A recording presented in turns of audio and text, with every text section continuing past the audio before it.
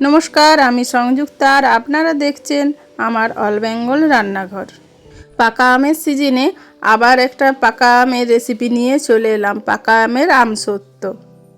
পাকা আমের সিজনে এইভাবে আমসত্ত্ব বানিয়ে রাখলে আপনারা অনেক দিন পর্যন্ত খেতে পারবেন। চলুন তাহলে কিভাবে আমি এই আমসত্ত্ব বানালাম, পুরো ভিডিওটা প্রথম থেকে শেষ পর্যন্ত দেখতে থাকুন। আমি এখানে খুবই নরম আম নিয়েছি। আমগুলো ভালো করে ধুয়ে পরিষ্কার করে নিয়েছি। ততক্ষণে আমি মিক্সিতে চিনিটাকে গুঁড়ো করে নিয়েছি।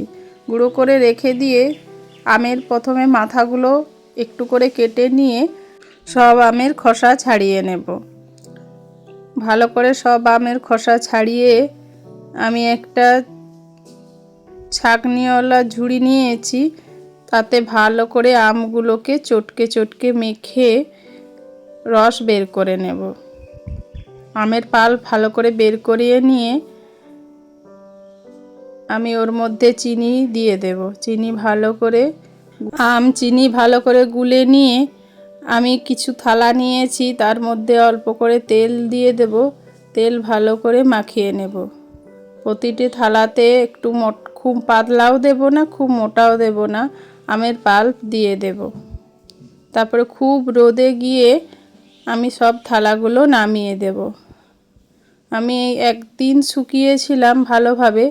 দেখুন কি সুন্দর আমার আমের আমসত্ত্ব উঠে এসেছে।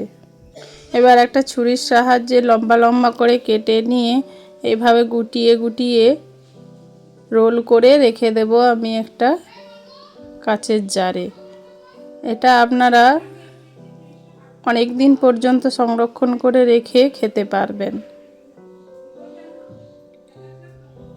আমার ছেলে আমার সাথে সাথে ও কি সুন্দরভাবে রোল করে করে রাখছে।